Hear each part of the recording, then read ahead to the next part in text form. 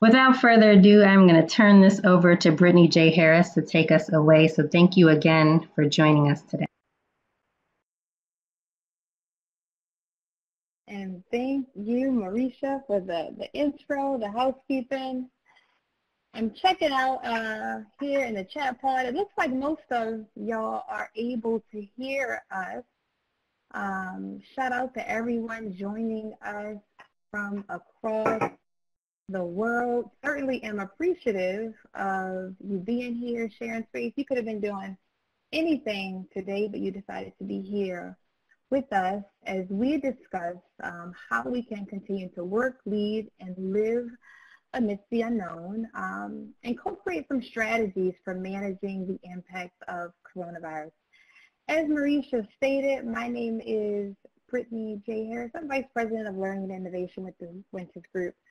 I have the pleasure of working with our team to facilitate, curate, and design learning experiences such as these that facilitate shifts in perspectives and empower action around equity, justice, and inclusion. If you are not familiar with the Winters Group, we use our virtual learning labs as another medium to facilitate dialogue around topics that are pressing, those topics that are timely. Just last month, we were here exploring what it means to manage the toll of diversity, equity, and inclusion work. It was an awesome opportunity for us to gather as practitioners and just affirm our experiences and share strategies for managing the toll of doing this very important work. And we are here today for a similar experience to create space for us to really come together, support each other, affirm each other's experiences as we engage in what is fairly a new normal for many of us. So that's who I am formally, what we're doing here formally. What else am I bringing to today's discussion? I am a Black woman, a mom to a toddler boy, which has been particularly top of mind, right? That aspect of my identity has been top of mind, especially during this period, right? I'm a granddaughter, also has been top of mind as I've dealt with and managed some of the impact associated with the coronavirus. I am an advocate. I also affirm and name the fact that I entered this conversation with a certain degree of privilege associated with my access to things like healthcare, being able to work remotely, being someone who is able-bodied. I share that because those aspects of identity certainly influence how I show up in the world, but ever more so as I show up and experience this conversation and what we are experiencing as a global pandemic. So why are we here today? We see this as an opportunity to check in. We recognize that folks and people from across the globe are experiencing a range of impact. We recognize that even as we create this space, and I'll have our panelists share more about themselves in a bit, but we recognize that we may not have all the answers, but we do see the value in using today as an opportunity to just share what we know, what we learned, what we've experienced in service of supporting each other. Before we go forward, I think it is worth taking a moment to acknowledge all of the service workers, medical personnel, doctors, nurses, grocery store clerks, and stock and warehouse workers, law enforcement, and other essential personnel who are really doing the work today to keep us all safe, healthy, fed, many of whom are the same folks who are oftentimes caught in the crossfires of equity-related conversations and political debates around fair and living wages and workers' rights. Many of whom who are rarely ever afforded the opportunity to even join or be part of spaces like these, sit in rooms or at tables that many of us have the privilege to occupy. And so I think part of this conversation is naming and honoring that. which is a necessary part of this work. I'm going to get us kicked off and started with a poll and some chat discussion around this new normal that we are experiencing. And so for the folks who perhaps are not able to see the screen, on screen now is a question, a poll. To what extent has your normal been impacted by the coronavirus? We're going to ask you to share very much, somewhat, not at all. And if you feel comfortable sharing how in the chat pod. I'm going to take a look at, we're going to take a look at some of your responses and bring those to the space. So it looks like so far about 66% of folks, 67% of folks are saying very much, or answering very much. To what extent has the normal been impacted? About 34% at somewhat. Just taking a look at some of what you all are sharing, missing going to the office, working remotely with children, uncertainty of the future of my industry, experiencing the shelter in place, experiencing some anxiety, dual career at home, unable to visit my elderly mother, the loss of opportunities associated with school, spouse has been furloughed, unable to visit elderly parent with cancer, working from home while caring for elderly grandmother and trying to calm her anxiety. It is hard to work. Being on the crisis management team for work, many concerns about our elders. I am an extrovert and my working styles are very collaborative, so it has been hard to be productive. Concerned about the state of my industry going forward. Working in the construction industry, and many of those workers cannot work per union rules, and so they don't get paid. I'm going to ask that y'all continue to share in the chat. Part of this conversation today is, and one of our primary objectives for putting this space together is to provide a space for us to affirm our experiences and feelings around the impact of the coronavirus. Share strategies, right? So I gather in the chat here that many people's normal has been altered by sort of remote working policies and adaptations to the workforce. And so we're going to talk about, or share rather, strategies for working remotely, continuing to foster connection. Obviously prioritizing what it means to prioritize our mental, emotional well-being during this time. One of the things that was top of mind as we discussed putting this lab together is that certainly we want to offer strategies related to our roles as leaders and how we should approach this stuff and this impact in policy and practices. But we also want to honor that there's an emotional and mental impact, and so we certainly want to make sure we're amplifying that in our solutions today. And then we also want to discuss why and how we can lead inclusively and center equity and justice in our solutions. That is what we are here to accomplish, and I'm certainly not going to accomplish that by myself. We have a wonderful panel of guests, a group of leaders, advocates, experts, just all around good people that are going to support us in really taking this discussion further and hopefully co-creating solutions for us to move beyond and adapt to and continue to thrive in this new normal. I am joined today with Mary Francis, founder and president of the Winters Group, Leigh, who's also a member of the team of the Winters Group. Y'all can go ahead and just wave. This is actually one of our first times, y'all, in a while using video, which I'm super excited about. Y'all see the pictures, but this is like real-time interaction y'all gonna get today. We've got Dr. Tar, founder of Sage Wellness Group, who's really going to support us in, again, affirming the mental and emotional well-being. And then Ariel, co-founder of and managing partner of ONG's Racial Equity Collaborative. I just gave y'all sort of just a quick intro, just their names really, but I'm going to ask each of our panelists to share a little bit more about themselves, certainly, but then moreover, you know, what you're bringing to this conversation, perhaps those aspects of your identity that are, you know, more top of mind, especially during this time, and then maybe even a reaction to some of what you have, you know, read around the impact in the chat pod. We're going to go in order of y'all on the slide, and so Mary Frances, Leigh, Dr. Tar, and then Ariel.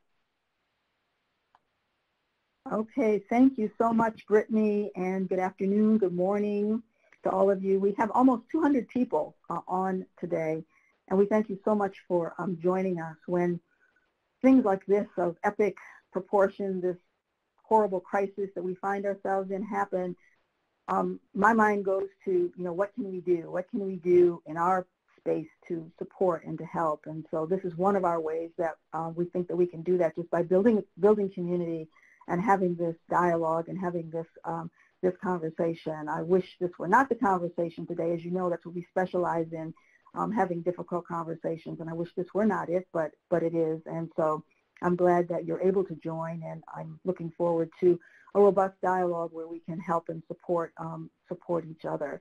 So I am Mary Frances Winters, president and founder of the Winters Group. We celebrated 36 years in business last week, March 16th. I can't even believe that it's been that long.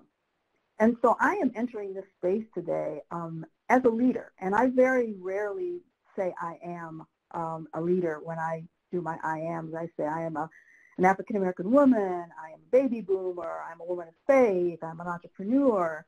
But today, and for the last few weeks, I've been feeling very much like a leader, and trying to take that, trying to show up as a leader. And what comes to my mind is servant leadership. So many of you may be familiar with that philosophy that what leaders are here to do is to serve, and the tenets of servant leadership include empathy and include stewardship and healing, actually, not physical healing, but supporting that. And so I think that what we need now in leadership is more of those individuals who can find and exercise that steward leadership and that servant leadership, and what it really means to be a servant leader. So I was thinking about some of the things that I've been hearing, and one of the things I've been hearing is don't panic. Well, you know, how you can tell somebody not to panic when that's the emotion that's coming up. So I'm thinking as a leader, rather than just say don't panic, have something to do to say if and when you panic, here are some things that you might want to think about, or you might want to do about it. So those are the kinds of things that I can think. You know, it's like I learned in my faith walk. You know, brighten the corner where you are. And so, what can I do in my little part of the world when it seems so overwhelming? You know, what can I do, and what can we do as community in the space where we have influence? And so that's how I'm feeling and coming in today. And again, I thank you all for being here and being a part of our family. I also noticed that we have a lot of our clients on today. I noticed that. So thank you all for continuing to support us.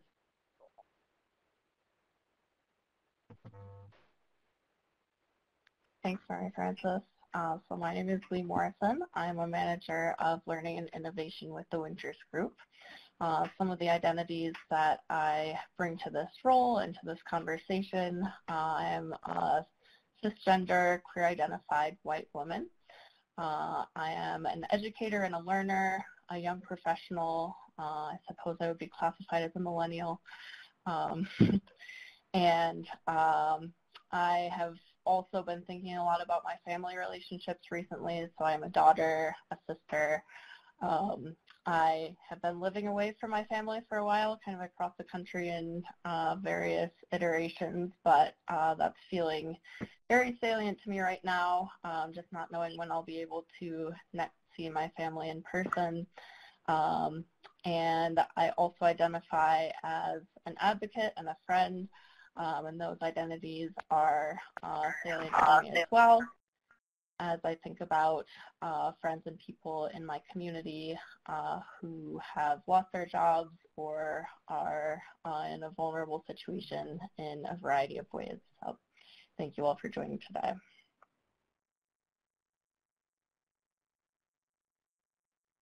Hello, everyone. My name is Dr. Tara Doaty. I go by Dr. Tara. I am the founder and CEO of Sage Wellness Group. We are a consulting firm that emphasizes a trauma-informed approach to equity work, inclusion work, also work around mental health and emotional wellness.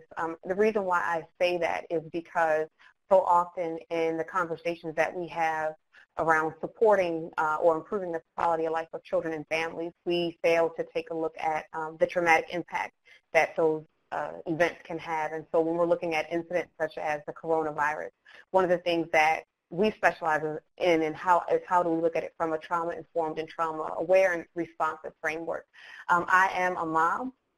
You all may see me darting my eyes a few times during this this video. I have a lovely 7-year-old daughter who is either going to be a supervillain or a superhero. I'm just working to channel her energy. I'm saying all that to say that she is very strong-willed, and I love and support that. My background is in clinical psychology. I have a PhD in clinical psychology, and so I'm so excited to be here to offer some feedback and support around how to support our emotional and mental wellness. And one of the things that I just want to piggyback off of what Mary Frances said around, giving ourselves permission to freak out, right? That's what we're supposed to do when we change. We are biological species first, right?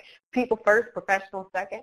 And so giving ourselves that space to have a human experience, to sudden change and to fear. And just reading some of the comments from someone's parents have been impacted by coronavirus. Someone has lost someone. And so just reading some of the comments that I'm seeing.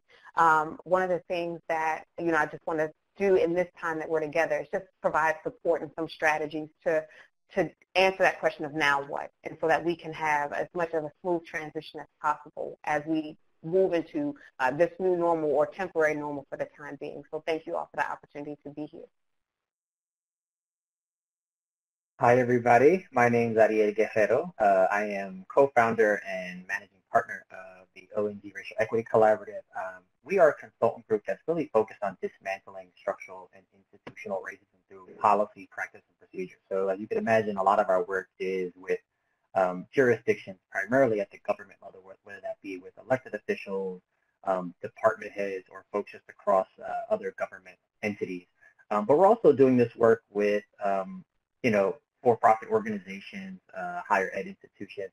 Really at the center is that we've got to think about policy, practice, and procedure, right, and how it is impacting our communities. And we know that if we think about historical, structural, and institutional racism, right, it's embedded in how these policies, practices, and procedures get executed every day.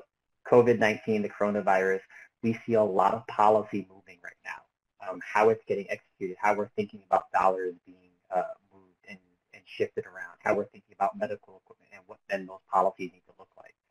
And so for us, it's always thinking about how those policies, practices, procedures are impacting those who are most impacted, whether that be those who are elderly, the young. Talk a little about who I identify as. I am a son, I am a husband, I'm an uncle. So I think about, I am a brother. I think about all the different folks that could be potentially impacted by this. And again, those policies. I'm from New York, so as I have CNN on right now in the background, to think about how people are being sheltered in place and what taking convention centers and what the transformation looks like and how those folks are being, kind of treated and thinking through how, again, those policies, practices, and procedures are moving. It's important to think about how then historically we put dollars and resources through those 3 Ps. And I'm excited to be able to talk a little about how we can think about that also as we work remotely, which is very different for many corporations, for government, and how then folks have the resources that they need to actually be able to do the work that they are brought on board to do. So excited to be here. Thank you for having me. Thank you. Thank you, everyone, for the intro. Ariel, we got a few folks in the chat who are saying your audio is a bit fuzzy, and so while I tee up the conversation, we might consider using the phone. Yeah, sorry. I know hands-free is a lot easier. Thanks, y'all in the chat for the heads up. And I am hopeful that just from experiencing our panelist background, you got a peek on how rich this conversation will be. We're going to talk about how leaders should respond. We're going to talk about how we can stay engaged and connected. Again, how we can prioritize our emotional well-being. And then, moreover, how we continue to center equity and justice. And so over the past few weeks, we've experienced business leaders, individuals really be greatly impacted due to the coronavirus. And so whether it's global events being canceled, countries across the world, states across the U.S. going on lockdown, school districts closing, we've seen communities really come together for good. We've seen leaders, and top of mind for me is Mark Cuban, among others, really step up and put their espoused commitment to equity and inclusion and justice into action. And so if you've been following the news, Mark Cuban committed to earlier on continuing to pay those service workers and staffers who perhaps wouldn't be working but still would, need pay to continue to live during this period. And so that was an example of how a leader has responded. We've seen organizations respond in various ways.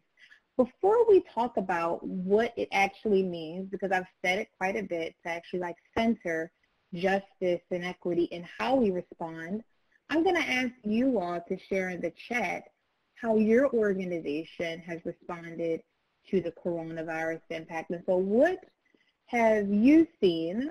And if it's not your organization, perhaps what have you observed in the news? What have you read about how organizations are responding? Go ahead and share in the chat, and then I'm going to have Mary Frances and Ariel tee up this conversation. What does it mean to center equity and justice in our response? I'm going to read here just what I have, what folks are sharing, just in case some aren't able to see. Messages from the CEO, stipend for home office upgrades, working from home, trying to redeploy healthcare and government services, all of which will remain operational, versus keeping employees on layoff,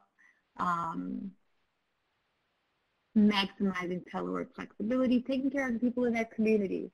Thanks, y'all, for sharing. Y'all can continue to share. I'm going to ask Ariel, actually, before we even respond to this question, if we could just, I don't want to make assumptions that everyone even knows what we mean when we say equity and justice. And so let's define equity and justice. So this will be a really good time to test your mic. And then I'm going to follow up with Mary Frances on what does it mean to actually center equity and justice in our responses.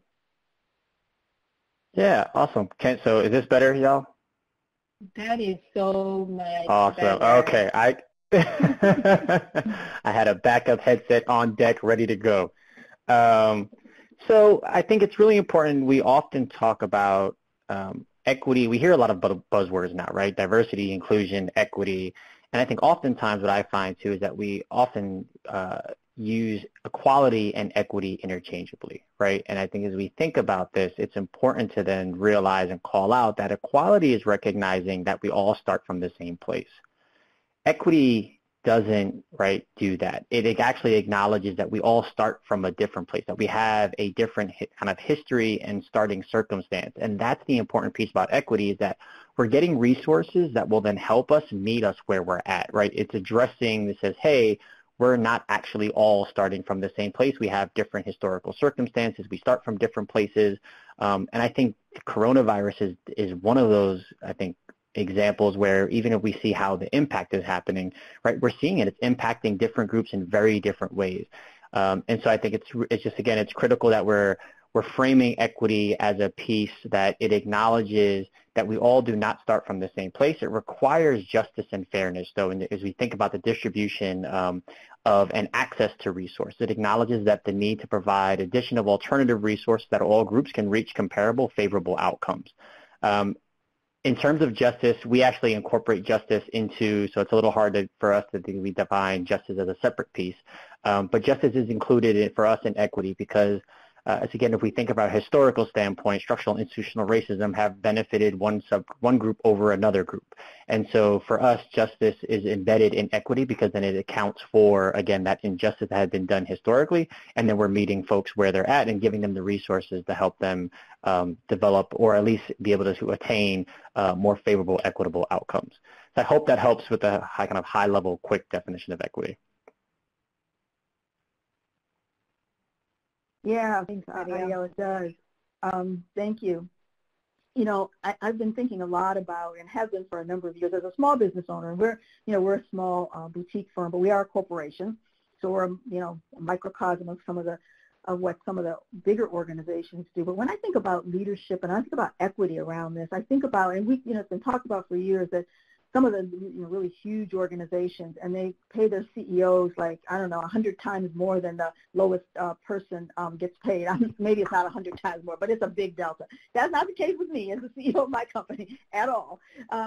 However, and maybe I felt some kind of way about that. I'm not sure. But when I kept hearing about these huge differences, I think this is an opportunity. I mean, this is a crisis of epic proportion, right? And I think it's an opportunity for some of those big monoliths of companies to really look at that and to say, rather than laying off a bunch of people, why doesn't the CEO, take a big cut in salary, and he or she would still be making, multi-millions of dollars. And then if push comes to shove, I mean, we have to get there. Why don't we all share? We all take a little bit less, and then we can all still be that. I don't know, maybe that's just too radical. Is that socialism or something? I don't know.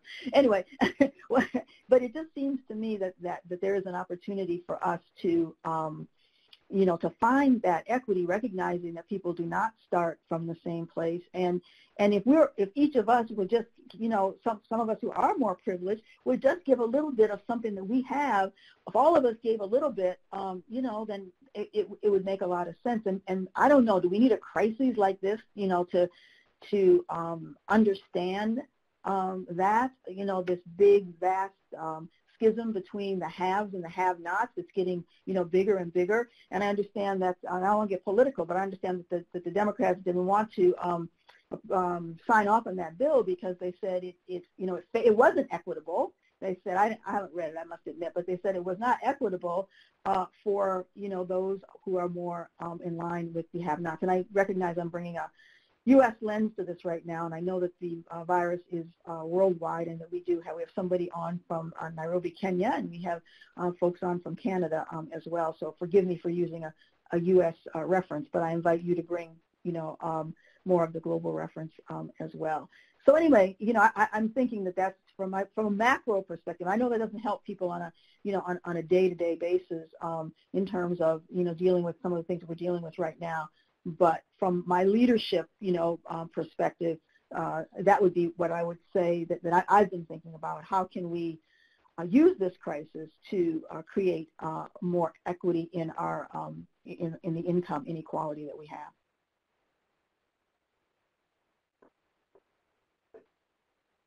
Yeah, one of the things that Ariel asked if you have anything to add after this. One of the things that has come up for me, just even how I experience, organizations and even, local governments respond, right? So one thing that's top of mind, because I have a brother who is attending public school, is, some of the response required school districts to just, shut down. And certainly that was a necessary response. But for many, how organizations or how the district responded had a lot to do, or the outcome of how they responded had a lot to do whether or not they were leveraging an equity lens. And so, for example, many districts or many schools or some schools have access to things like computers and iPads. And so there's assumptions made that, you know what, we can have students, you know, telework, not telework, but, you know, virtual learning. We can have students create virtual learning. Perhaps not taken into account, but there's also, and this is where we get into like the intersection of like race and socioeconomics, that there's a significant amount of population, students, communities that, or districts that can't or have not been given the resources to give students devices. And the digital divide is still very much so a thing. And so broadband and internet is not accessible everywhere. And so I think that's a very practical example of what it looks like to respond, sure, but not necessarily center those who are most marginalized, impacted in how we respond. Ariel, I know that's like right up your alley in like policy and obviously government. So I'd be interested in your thoughts on that. So I think you're spot on. You know, one of the things that we've talked to a lot of the jurisdictions that we're working with, one of the things, and you know, in the midst of doing all this, you're worried about, right, response, and there's so many other things that you would think are top of mind for a county manager, a city manager, a mayor, right, department heads. You know, they've got so much to kind of run through, but then a simple question is also, to your point around the digital divide, thinking about broadband access, internet access. How many folks don't have access to reliable internet at their homes, right? To your point around being able to say, well, if you're going to work from home, are you asking your employees, do you have reliable internet access at home, right? And if the answer is no, what are you doing as a jurisdiction, as a department, for example, to then ensure that if you're requiring these employees to work from home, then if they don't have access to internet, you can't put it on them to say, hey, well, we need you to figure out a way to have internet. It falls on the jurisdiction, the department, to really think through then, how can we get them a hotspot, right? How do we provide access? This goes back to the equity piece. How do we meet them where they're at? I think a lot of institutions are struggling with that right now because this is something that is unprecedented, right? They were not ready for this. This was not planning that had to go into this and think about this, but there now then becomes this conversation also around budget. It's like, well, do we shift resources, right? Do we make a resource shift so that we then maybe have to go ahead and think about then bringing on, buying some more hotspots or Wi-Fi spots and things like that that we then distribute out to employees. The same thing, I think, when you think about school lunches, right? You see a lot of jurisdictions and how they're taking school lunches and, you know, they're developing programs now where folks can, even with shelter-in-place orders, be able to go get food for their children where they may rely on that. So I think it's a critical piece. One of the biggest questions that we tell folks to ask themselves as we think about equity, especially in the policy perspective, is who is most impacted, who are the most burdened. And as we think about those questions, then we have to then think about those solutions and those targeted strategies, because they also may not work for every single community. We've got to be very targeted about, well, this may work for, right, the Black and African American community, and though, right, not all Black are monolithic. And so we need to understand that what does that mean across the board. And so just being able to be really intentional about that. So I hope that answers, contributes a little bit to that. Yeah, and one thing I'll offer, because I think a lot of times equity can like feel like very elusive, at least in my experience, to people like, oh, what does that actually look like in practice? And so, you know, for folks on the line, like actually having an accountability like mechanism in place when we are defining policy, that question that our Ariel offered, who is the most burdened, who is the most marginalized, who is the most impacted? We can't centering equity and justice doesn't look like, you know, centering experience of salary workers if you have a significant hourly workforce, right? And so I think that is sometimes the disconnect when going to, you know, solutions, right? Not perhaps prioritizing those most marginalized. And I think it was, you know, perhaps Kimberly Crenshaw in her work on intersectionality, she said, if we were to do that, if we were to center the experiences of those most marginalized, we all would benefit. You know, we all would benefit from it. Thanks for y'all's thoughts, perspectives. I'm following y'all in the chat, and throughout, I'm going to call out those points that stand out to me. Just as a FYI, y'all will also have access to this recording. That question always comes up. But I want to shift gears a bit to the mental and emotional toll. And so, Dr. Tara, I think this will be a good time if you could just talk a little bit more about, what is the mental and emotional toll that we need to be aware of, especially as leaders and just as individuals. And then moreover, how do we begin to, prioritize that in how we respond? Yes, thank you. So I think for me, the biggest thing that we can acknowledge is, and again, this is my framework, is that we are people first, professionals second. And so one of the things that I've been hearing come up is the term anxiety. And so I wanted to spend a few moments breaking that down. And so I see Hamlin said fear of the unknown. Fear of the unknown is probably the greatest thing for people. And so anxiety is a fear-based response, right?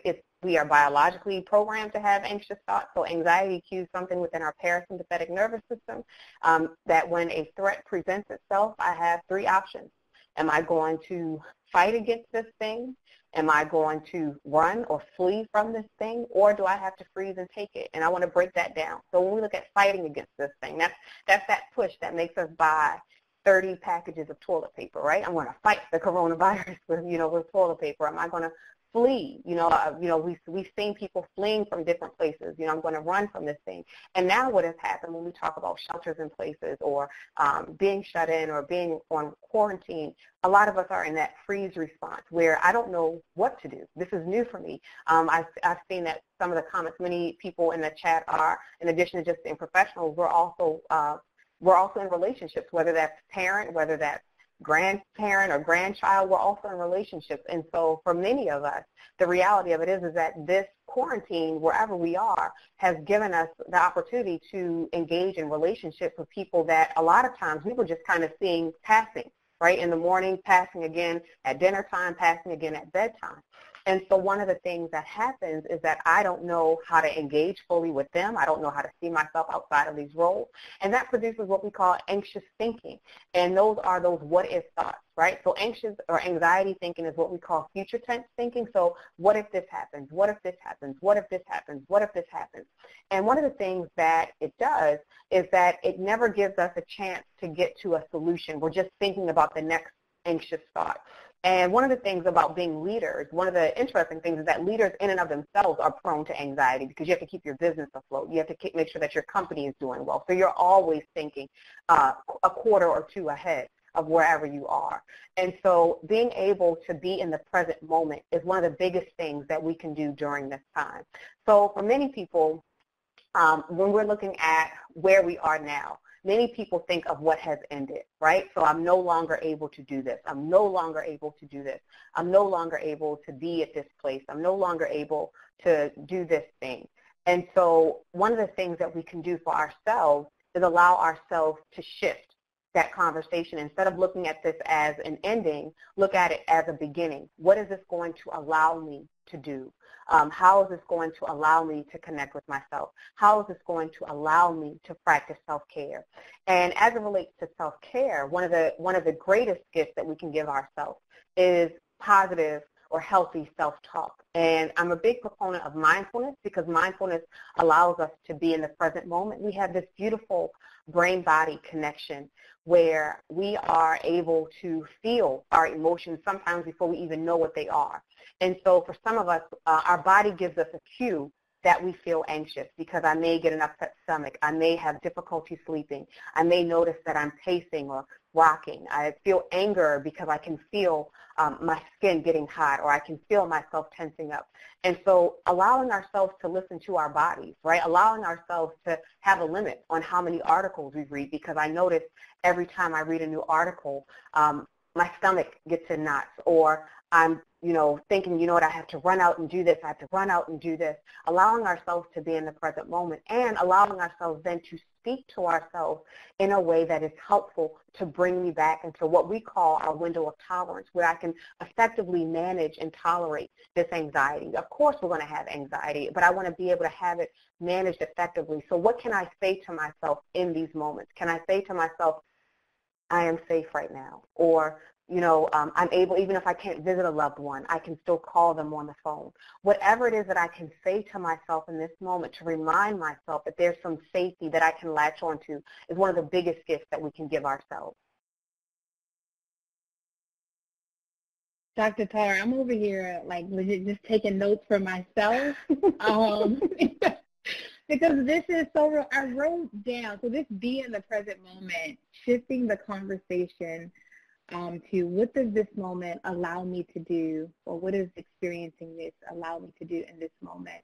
I think that is so, that's just such a powerful shift in and of itself. I want to get your thoughts, and so for the folks that we kind of gathered in the chat, folks are, you know, caring for others, be it their families, you know, children, perhaps individuals in their lives who are elderly. How do we also, I mean, and folks, obviously leaders, their teams, right? How do we ensure that we are prioritizing not just our mental and emotional well-being, but also just sort of normalizing this in our homes and in our teams, and ensuring that, you know, we're prioritizing our children's and families' well-being as well? So I think one of the ways to normalize it is to say that this is not normal, right? I think that one of the things that we often do is we have these huge shifts in our lives and we go, you know what, we're just going to keep moving as if everything is happening. And if any of you have children, your children are the biggest humbling forces there are on the planet, right? Because they are like, no, this is not normal. I'm used to circle time. I'm used to this schedule. I'm used to this. And I was sharing with everyone that I'm a mom. I have 2 children. My teenager could care less. He's pleased with how everything is turning out with no school. But my 7-year-old is struggling, right? Days 1 and 2, she was great. Day 3, I'm ready to go back to school. You know, so I think one of the ways that we are mindful is to acknowledge and give ourselves permission that this is not normal, and that's okay, right? I'm having a normal response to an abnormal event, and that helps us to put it in perspective. And so when we're seeing this, then one of the things that we can also do, too, is what pieces of my norm can I bring into this abnormal experience? Right? How can I shift those things over? So what pieces of my schedule can I bring into this abnormal experience? Can I still bring breakfast time? Can I still bring dinner time? Can I still bring, you know what, for those of us who are taking care of caregivers who still have to go out, one of the best pieces of advice that my children's pediatrician actually gave to me is create a schedule when you go out, because that just going outside creates anxiety, right? And so what are we going to do when we get in the car? What are we going to do when we come back home? We're going to make sure we take everything off and get in the shower before we do anything else. Or we're going to make sure we put the clothes in the laundry room so that becomes a part of our routine. But then we bring in a piece of normality back into this abnormal experience. I think that is one of the things that we can do, too. Also, I want to acknowledge, too, when we're talking about abnormal spaces of caregiving and where it's an emotional toll, acknowledging that there are several resources in place nationwide that are still up and running to exist people where, you know, this is too much. When we look at trauma, and hopefully everyone can see, I'm going to use my hand as a visualization. I want to just define what that is from a visual standpoint. Trauma is any event here, and my coping skills are here, right? So, and I say that to say because I have a universal approach to trauma-informed care. So trauma is any event that causes me to feel a stress, heightened anxiety, to have a physiological response. And my coping skills are not where that event is. And so for some of us, coronavirus is going to have traumatic impact, and that's okay. How do I get in front of that? How do I utilize resources that are still up and running when we're looking at people who are experiencing domestic or intimate partner violence, parents, where children serve as both a motivator to do better, but also a trigger, right? We have to acknowledge that too. How can I utilize those resources that are available to me to bring some sense of normalcy and safety back into my home? And so for me, one of the questions that we can always ask ourselves when we're talking about caregiving and supporting ourselves to this are 2 basic questions. What does safety look like? What does safety feel like? Right, that is a powerful question, and bringing that into my home environment, bringing that into my work environment, even if I'm teleworking, what does safety look like? What does safety feel like? Thank you so much, Dr. Tara. And we have a few folks, what does safety look like? What does safety feel like? We have a few folks in the chat who are responding in affirming some of what you said. So Dr. Tara, thanks for these ideas for shifting the mindset. I think it is also important to stress the need to take care of oneself through exercise, being in nature. You mentioned that, and finally being grateful. So a posture of gratefulness for what we do have. I think I worry less about my job and more about my family. How can I make sure that my family is safe? We talk about safety, and my job will be there when it is over. My family is my biggest risk. Folks, continue to share in the chat pods. One of the things that we know is, sort of what has become a new normal for folks is this sort of what the mainstream has called social distancing. The Winners Group has posited something different: physical distancing, social connection. An extension of this has been remote work arrangements. So we have a poll up, which is going to set the tone for our next question. To what extent have you been challenged by physical distancing and or remote work arrangements? Options here: very challenged, somewhat challenged, not at all challenged. Looks like we have a majority of the folks, about 75% responding so far, somewhat challenged. About 15% of folks are saying very challenged, and about 12% of folks are saying not at all challenged. That being said, and so if y'all follow us or follow our blog on the inclusion solution, Leigh actually penned a post, wrote a post this past Thursday, really differentiating, social distancing from physical distancing, a way that we can still continue to foster connection.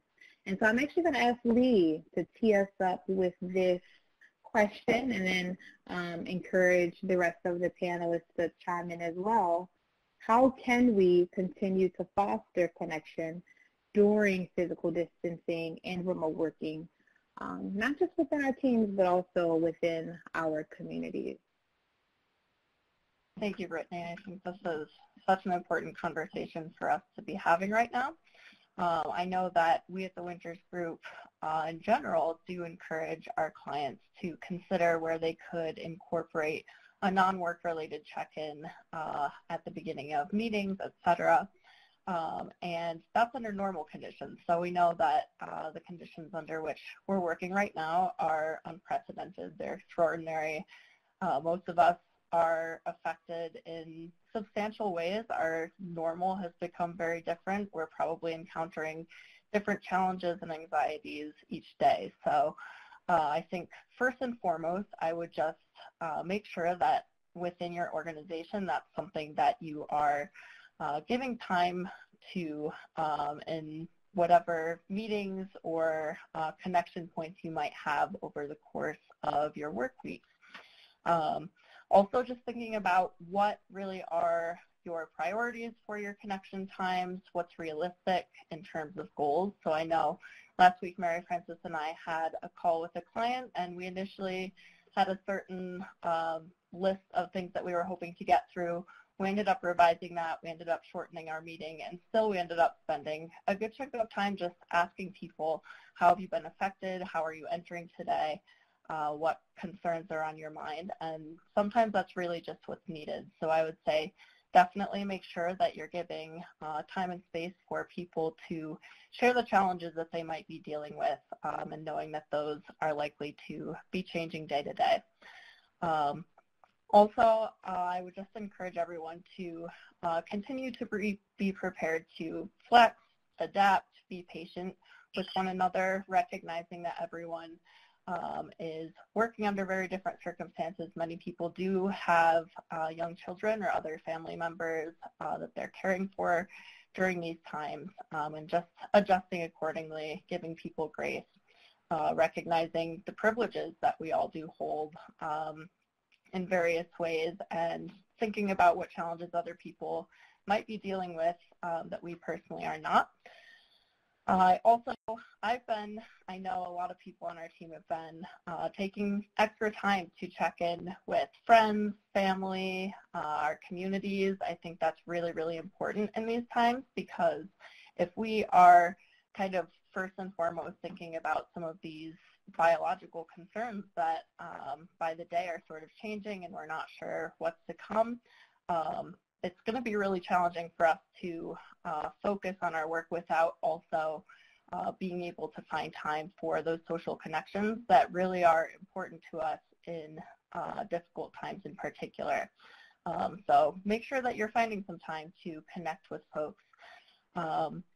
Also offer support that you can in checking in with your community. So thinking about, again, privileges that you may hold or abilities that you may have that others may be struggling with. So thinking about where you can offer support, whether that might be running errands for people who might be immunocompromised or unable to leave the house or in high-risk populations. If you have extra supplies, or if you're able to create meals for people and deliver those. If you have funds that you're able to give to people directly in your community, or if you don't know anyone personally who might be struggling at this point, there are a lot of organizations out there who are working hard to get funds and resources to people who need them. And then just in terms of working from home, so I think one thing that I know you had offered up in your post on Inclusion Solution was scheduling your time. So I think it is really helpful for us to the extent possible, kind of create a schedule for ourselves and structure our time, because sometimes without that, it's really easy to just panic. It's really easy to get caught up in news or social media. So to the extent possible, I would encourage folks to devote some specified time to whatever project it is you need to get done. Maybe, I'm going to work for 2 hours uninterrupted on this project this morning, etc. Definitely limit, to the extent that you can, social media and news during the day. Certainly recognizing that it's important for us to still stay connected with the people that we care about, but also knowing that there kind of comes a point where it's not productive to be opening up the news app again to see what might have changed in the last 10 minutes.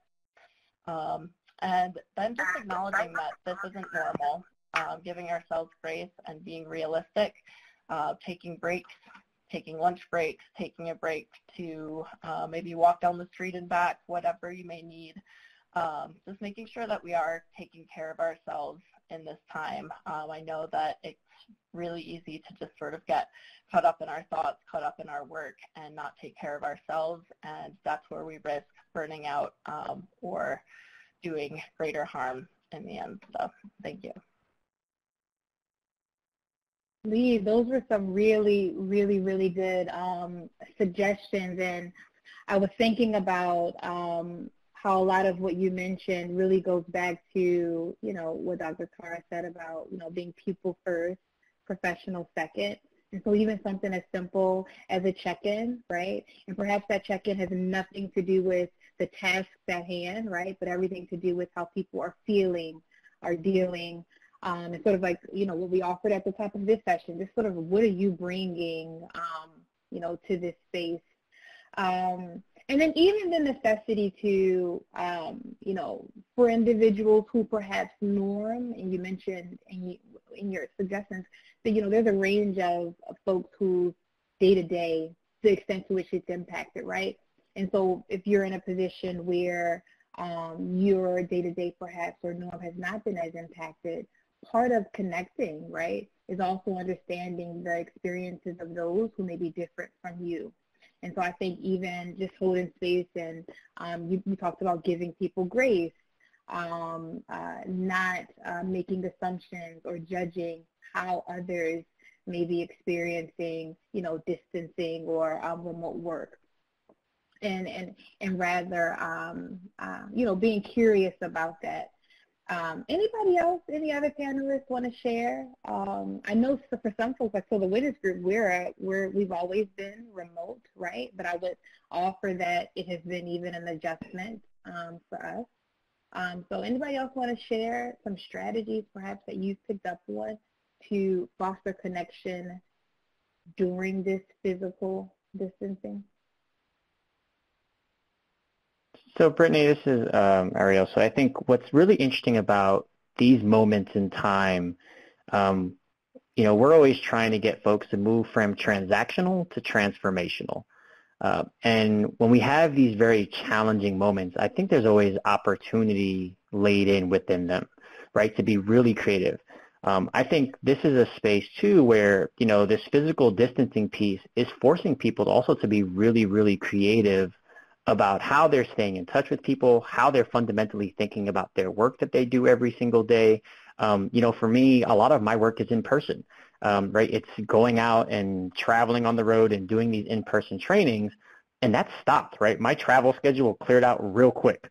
And it forced us even as a company to think about, hey, we've got to think through how we're serving our clients. How do we continue to do the work? Because the work doesn't stop, right? Though this happens, though we're saying we need to be physical distance, the work does not stop. I think there's been really interesting comments about how corporations and businesses have been giving folks, right, stipends to think about, how they outfit their home offices now, right? Because they weren't prepared to do it. I saw a comment about how, there were arguments that folks who were traditionally thought of as in-office kind of, right, employees, now that they're working remotely, they're doing just fine. If anything, they might be being more productive, right? It's really, really interesting because I think this situation, the coronavirus, does force us out of our everyday, right, kind of monotonous traditions and routines and says, hey, we really need to think very differently and creatively. And I think it's an opportunity for folks to be really creative. Think about what could work for you and think about it and try it out. It may work, it may not, but that's the nice part about being innovative is that this creativity that starts to gel and meld within you and your teams, you'll start to see some different results. And that's what we want to see is different results.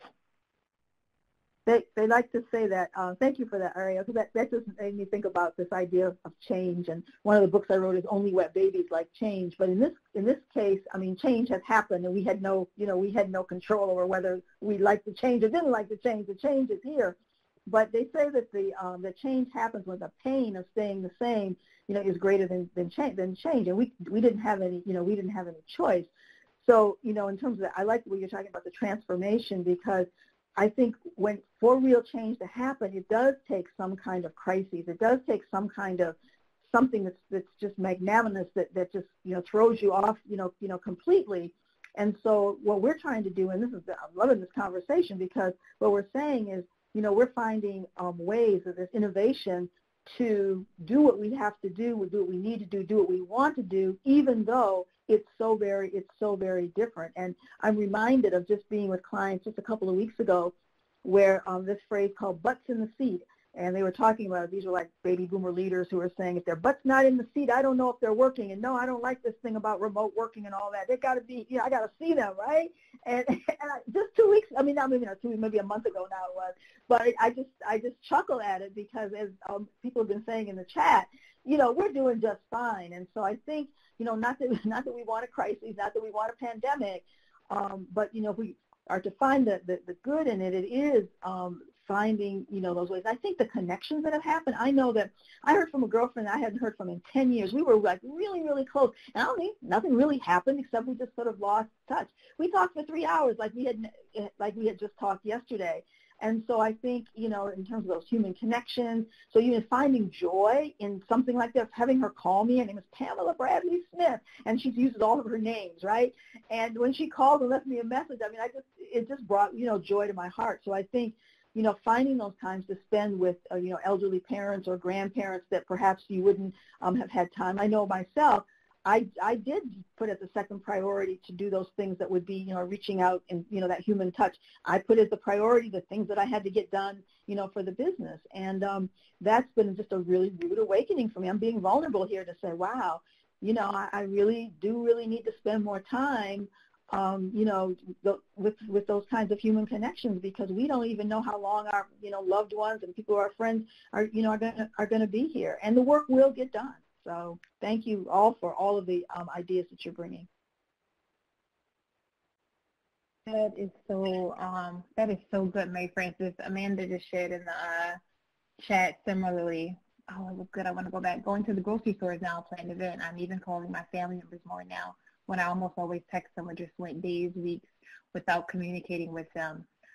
Ariel, as a piggyback to what you mentioned about transactional to transformational and how change, Mary Frances, how you mentioned can shift our new norm. Michael phrased it as crisis identifies opportunities.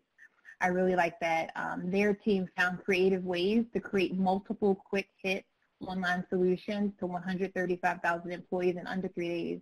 We're being very creative in finding solutions in minutes, hours, and days. And so it's interesting just how in a moment where we're, you know, in the mainstream is encouraging like distancing or disconnection in a sense, we're still identifying opportunities to coalesce and connect and build and transform, whether it's ourselves and our relationships or, you know, our work in general. I want to move on to this question because I think it's top of mind for a lot of folks who are in the space. And even as I've heard you all respond to the other questions, it makes, I feel like, the response or the answer to this one all the more apparent.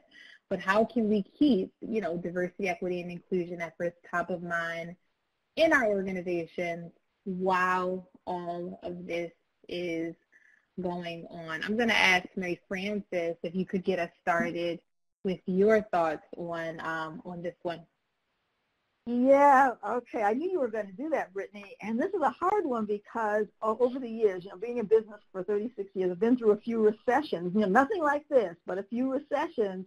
And typically, this is the first work to go, right? So diversity, equity, and inclusion efforts are typically not top of mind when we are in this kind of, you know, financial and you know, economic and all of the, you know, the crisis that we're in.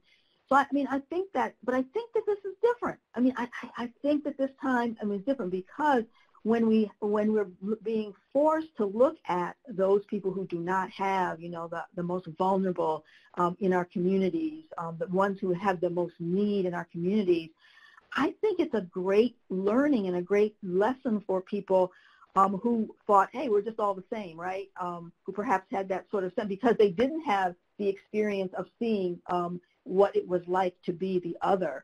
And many professions, I don't think there's hardly any profession that is going to escape being able to actually experience, acknowledge what it's like, you know, not to have, what it's like to, you know, be in a different socioeconomic group to, you were talking about the schools earlier, whereas, you know, for some kids, some people probably didn't even know this, that for some kids the only meals that they get are when they go to school, right?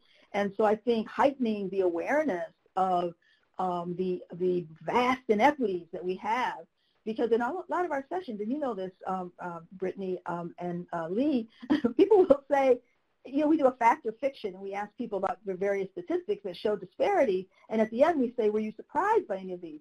And I'm surprised that so many people were surprised that these inequities, you know, exist. So I think that I think keeping it top of mind, perhaps with this kind of crises, is going to be easier than just the sort of, if it were just the financial, you know, breakdown of the country. So I think it may in the future help us that this has happened relative to keeping our efforts and the need for our work top of mind.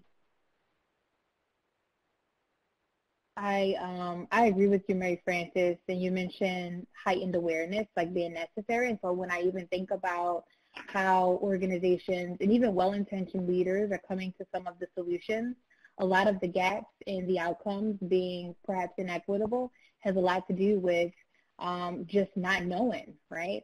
We've experienced, or, you know, in our sessions, we really prioritize understanding around power and privilege, right? Which is a conversation you can't really skirt around in the context of like being equity focused.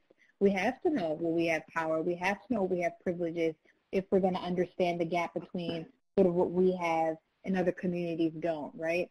And so for the folks who kind of sort of look for business case, right, around why this should be or how we continue to keep this top of mind, I think some of the impact in the news, right? Some of the stories that aren't so good, and some of the communities that are being especially impacted and are especially vulnerable, as Marie Francis said, is business case enough.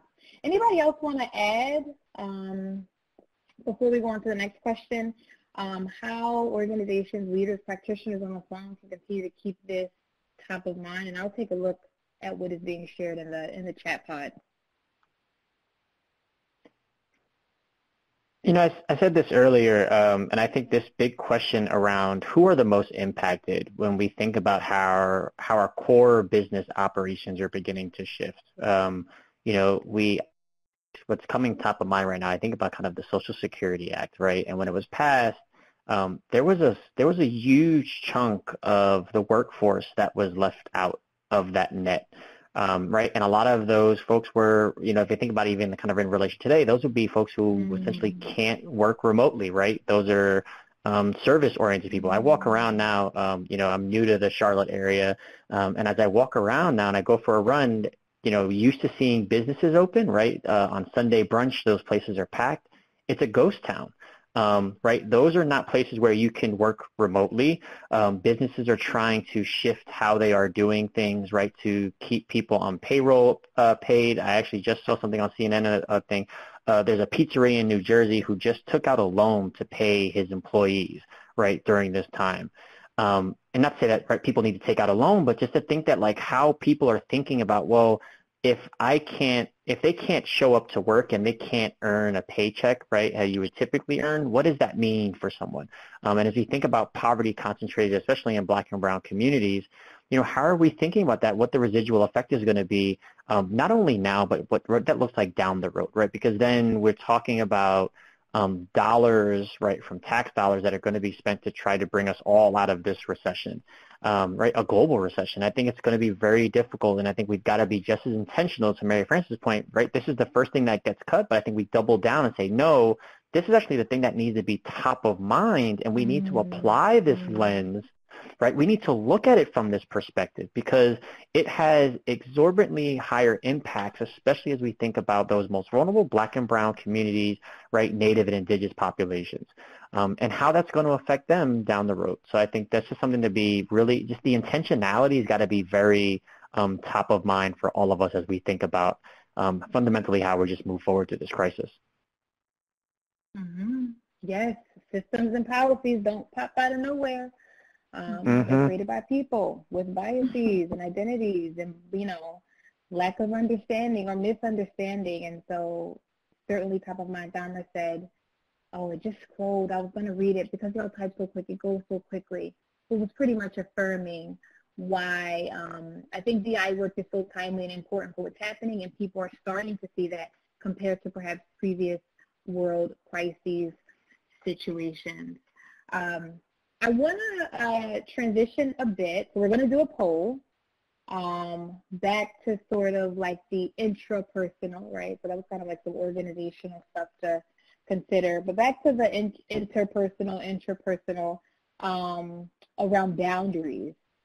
Before I ask the question though, we have a poll up on screen just to get an understanding of how many hours a day are you consuming social media and or news coverage on the coronavirus impact? 1 to 2 hours, 3 to 5 hours, 6+ hours, none.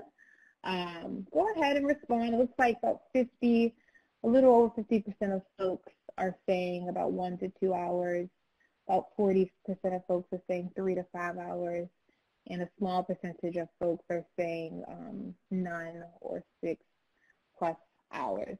Tara, you talked about this a little earlier, right? Sort of just setting boundaries in our consumption. Just want you to share a little bit more around what are some, boundaries we can set to adjust to this, new normal, and why it's so important, especially as we continue to provide support, still at least maintain awareness, right, so that we are in the know and updates. But yeah, just share a little bit more about some boundaries that we can set during these times. So for me, boundaries are probably the foundation of self-care, right? Boundaries are the foundation of self-care. And self-care is a term that also gets thrown out a lot, and I think a lot of us don't really know what that means, because so many of us, again, just as individuals, define ourselves by what we do versus who we are, which is why I love the introductory question that you asked us to I use some identifiers for us as who we are as beings. And so when we look at boundaries, so thinking about the poll question that you asked, how many hours are you spending reading about the coronavirus? So most of us can kind of skim an article in about 5 minutes or less. So if I'm spending an hour reading about the coronavirus, that's a number of articles that I'm reading, right? I'm going to CNN, and then I'm going to see what Fox says, and I'm going to see what this person says, and I'm going to go watch a video about it. And so, so the average, between 1 to 2 hours and 3 to 5 hours. So most of us find ourselves spending up to 5 hours a day consuming social media and or news coverage on the coronavirus. And so the thing that I would encourage us to be mindful of is, what does that feel like? What is that doing to my body? And is that helping me? And when I finish reading these articles, do I feel more prepared and more steadfast in my internal mission to make sure that my family and myself are safe and protected, or am I rushing? So my background is in psychoanalytic theory.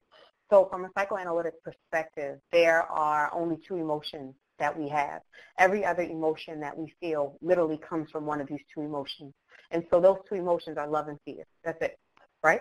And so when I ask people, like, what are some emotions that come from fear? We get anxiety, we get anger, we get passive aggressiveness, we get resistance, we get hatred, right? Those are all fear-based emotions. When I look at love, what are some emotions that come from love? We get satisfaction, we get gratitude. For me, doing this work, the biggest emotion is hope. Right? As a consultant, as a parent, as a person, I have to be hopeful that, what we are going through shall pass, right? That is literally one of the mantras that I've been saying, this too shall pass, right? And so I have to be able to maintain that hope. And so anytime I am doing something, whether that's engaged in a conversation with someone that I love who may think that they're sharing information, their intention is good. We hear them go that, intention versus impact work, right? Their intention is good, but their impact, I'm going to be anxious for the rest of the day, right? I give myself permission to stop mid-sentence. A lot of times we think that we have to set the boundary after something has happened. No, true boundary work, true self-care work is I can set the boundary when I notice that this is causing a disruption internally. I don't like the way this feels right now. I don't have to finish this article. I don't have to finish this conversation. I don't have to continue thinking this thought that I'm thinking. And so this introduces something that we use in dialectical behavioral therapy called and yet. Right? So literally that phrase, this is happening, and yet I can choose to do something differently. I'm reading this article, and yet I can choose to put on something that's going to take my mind off of it. I am having this conversation, and yet I can choose to change the subject in order to keep myself feeling grounded and feeling more secure. And so when we're setting boundaries, self-care for me involves both compassion and honesty. Right? I have to be honest with myself about what it is I'm experiencing, and I have to give myself that compassion enough to do something differently or to dive deeper into it, knowing that it's going to lead me towards that love-based emotion versus a fear response. I'm over here like snapping, Dr. Pat. Well, boundary, right? So there's like this. From my experience, boundaries is depending on one's sort of awareness, familiarity, like proximity, just to like the work, can feel like selfish, like selfless, selfish. Right? It can seem like a bad thing, right? Mm-hmm. It can seem like a bad thing, and I don't even know that we're programmed. I mean, I don't know the psychoanalysis. I don't know that we're programmed to create boundaries. I mean, it requires a certain degree of intention because to some extent, I think we're programmed to sort of just kind of respond or engage or connect or just like do and act and all these things, whereas boundaries requires this like pause. I'm gathering, like this, intra-personal pause, which I think is so important. I give myself permission to set boundaries. Yeah. Anybody else wanna? That's so major. That's so good. That's so good. And it's really an unlearning, right? Because like you said, like we're taught to disrespect our boundaries from childhood, right?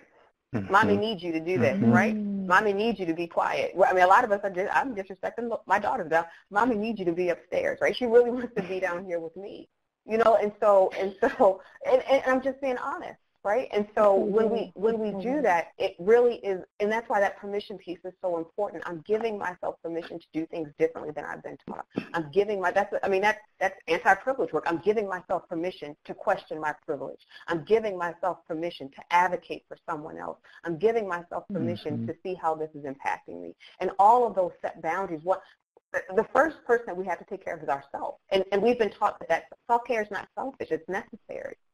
You know, and so that unlearning that happens when we set boundaries, and that relearning from those lenses of compassion and honesty. What is it that I need in the moment, and can I give it to myself from a compassionate and non-judgmental standpoint? I love that. Brittany, can I add one thing on the? Go ahead, Leigh.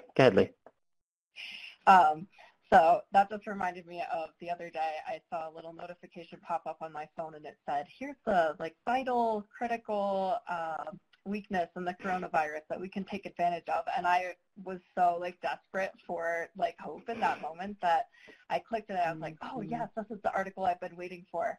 And it's from a news source that I trust, and yet I started reading it, and there was no new information in there. It was all things that I had read before, and I did stop in the middle.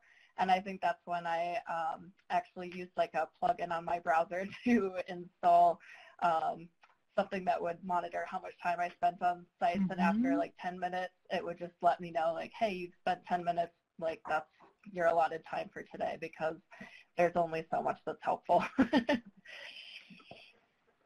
Yeah. The one thing I wanted to add was just to a structural institutional piece, which I think also has a kind of intersectionality on your personal. We're always stressing, right, do not create harm, right? As we think about policy, practice, and procedure, we don't want to create harm, but I think it's also important in this place around boundaries that we establish a boundary that, I'm very clear that we're not going to make decisions that are going to create harm, not only on myself, my family, but also other people, right? And I know that can be the balancing act that we play, but I think as we think about this and this crisis and how we think about how organizations are acting or moving through and making decisions on different components, are they creating harm? And I think that's a boundary that I don't think we've quite set as a country, because we've made decisions that have clearly created harm, right? And being intentional about how we then say, no, let's be committed to not creating harm. And then how we then shift and move in our decision points, in our decision-making processes, and say, okay, sometimes that means that's less convenient for me, but it's not going to create harm on certain communities or individuals. But often the powers that be, which is why we're in this inequitable and why we're in this space, not why we're the coronavirus, but why we're here where we are in terms of the inequities, is that the people who make the decisions, some of them don't care about the harm, or some of them are just not aware of the harm. We're asking the right questions. And so oftentimes we'll frame up, I'm processing all that you all have shared. We'll think about our work, we'll conceptualize our work at very different levels of system, right? So intrapersonal, kind of like what I'm experiencing within myself. And so I think about these questions that Dr. Tara has asked us to think about. What is this doing to my body? How am I feeling? Do I feel more prepared? Am I overwhelmed? I think about sort of at the interpersonal level, right, with others. Am I causing harm? Am I being empathetic? Am I taking into account that someone's experience is different? And then I love what you just shared here, Ariel. Are our policies and practices, right, causing harm? Are we, again, centering those most vulnerable, most impacted? Questions certainly, right, that perhaps seem reflective, but I think influence, obviously, how we show up, our behaviors, whether how we behave towards ourselves, how we behave towards or in relationship to others, how we behave and enact our power in policies, practices, procedures. And so I think that's a good segue into this next question. And so for interest of time, I'm going to have everyone answer this one and perhaps share one behavior or two that we all can commit to, right, that support equity and justice and inclusion in our daily lives as we navigate this time. And so for order, I am going to say Leigh, Mary Frances, Dr. Tar, and Ariel. 1 and 2 behaviors. Leigh, you want to get us kicked off? Sure, thank you. So I think one thing that I've been thinking a lot about is not purchasing unnecessarily. So that means a number of different things to me. Certainly being mindful of how much of something you're buying, and if you're, taking everything and not leaving something for others who may need it more. I think that's something that's been very top of mind. And also, I've been seeing a lot of articles saying, it's fine, we can actually order from grocery delivery services. I would just encourage everyone, for every type of ordering that you're doing, whether it's grocery delivery or online purchasing right now, be mindful that there are people who are actually making that happen in the warehouses, people who are delivery workers putting their health at risk. And I think it's really key for all of us to just be very mindful about what we're purchasing. Is it something we actually need, or can it hold off for now? So that's something I've been thinking about. Was I next? No. Yeah. Okay. I forgot the order already. Yeah, for me, it's really the behavior that I've started, and I want to remind myself to keep doing, is to just continue to check in on people, asking how people are doing. I thought about my neighbors this morning. I really, I've been here in Charlotte for 2 years. I really don't know many of my neighbors, and I just thought, I'm going to check in on my neighbors, and just to continue to check in to see what somebody else, might need, what I can share with somebody else. So that's my behavior.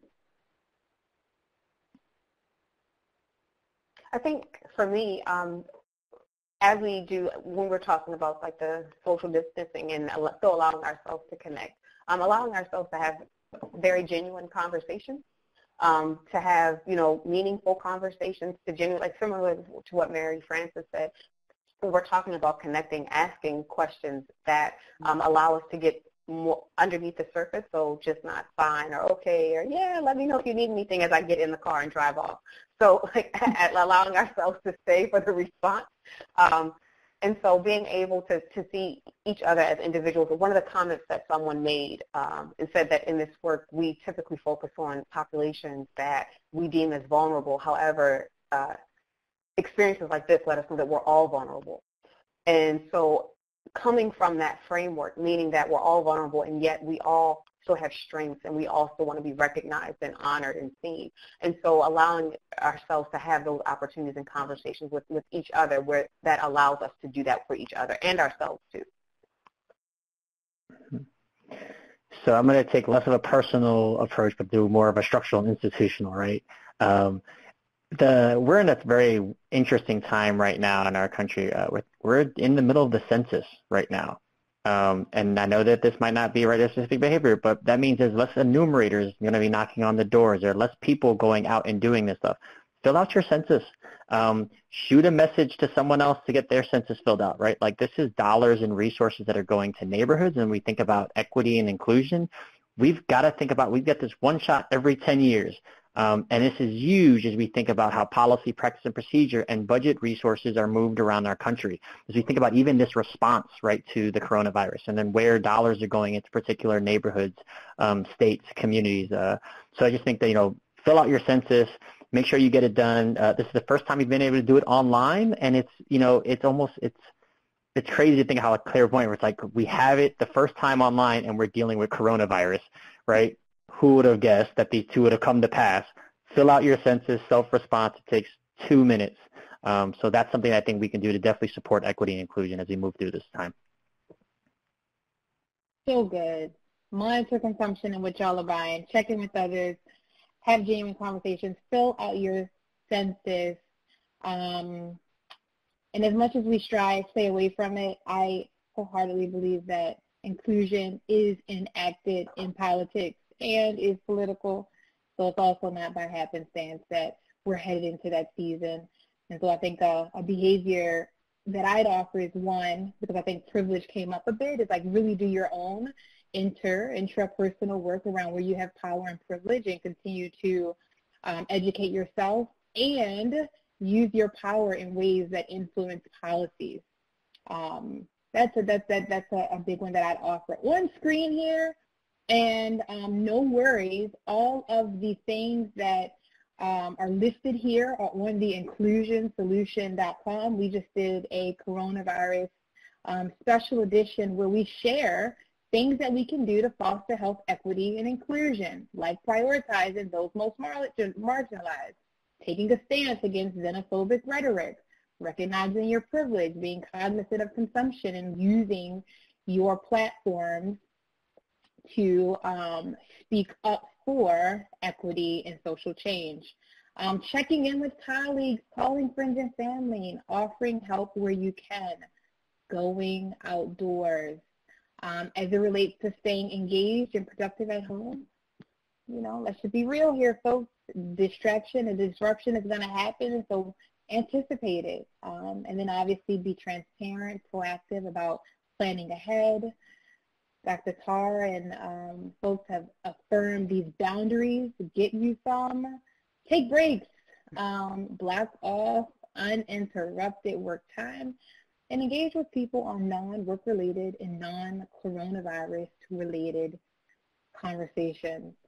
We're not about to do this activity, but I would offer you all, right, to just think about what you can do to, 1, center equity and injustice, 2, prioritize mental and emotional well-being, 3, practice physical distancing, not social distancing, continuing to foster social connection. Remember, you heard it here at the Winners Group first. And then 4, model inclusion in our behaviors and actions.